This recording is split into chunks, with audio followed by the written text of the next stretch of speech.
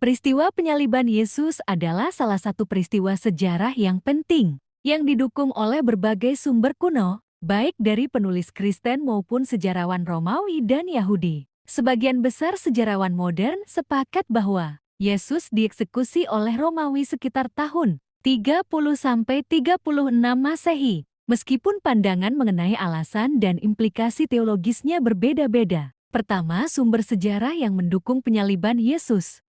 Injil Kristen.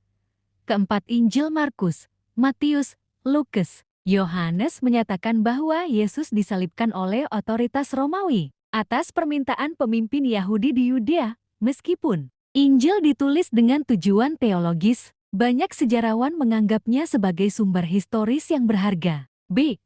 Sumber non-Kristen.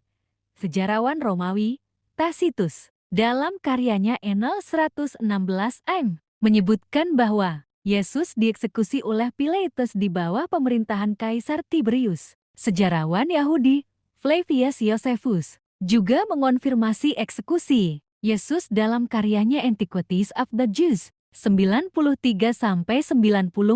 m. Meskipun ada perdebatan mengenai kemungkinan interpolasi dalam teks tersebut. C.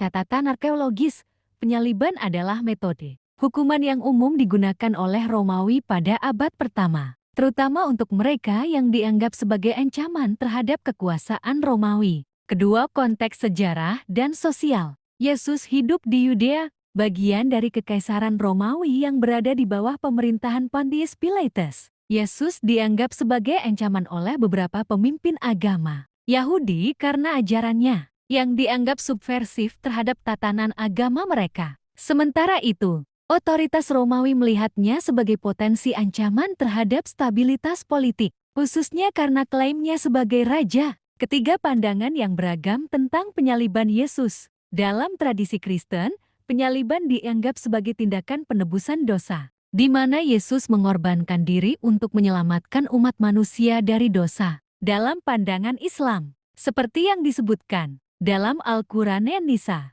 4:157, Yesus tidak disalibkan melainkan diserupakan dengan seseorang yang digantikannya. Peristiwa itu dianggap sebagai kesalahpahaman. Ajaran Gnostik, seperti dalam Injil Basilidas, mengajarkan bahwa Yesus tidak disalibkan secara fisik, tetapi melalui penderitaan spiritual atau orang yang mirip dengannya yang disalibkan. Keempat, kesimpulan sejarah yang netral. Sebagian besar sejarawan sepakat bahwa Yesus disalibkan oleh otoritas Romawi. Sebagaimana tercatat dalam berbagai sumber kuno, penyaliban merupakan praktik umum pada masa itu untuk menghukum orang yang dianggap mengancam otoritas Romawi. Namun, perbedaan pandangan lebih terkait dengan penafsiran teologis peristiwa tersebut yang bervariasi antara Kristen, Islam, dan aliran-aliran Gnostik. Oleh karena itu, meskipun penyaliban Yesus diterima sebagai fakta sejarah, makna dan penafsiran peristiwa ini tetap menjadi subjek perdebatan di berbagai tradisi keagamaan.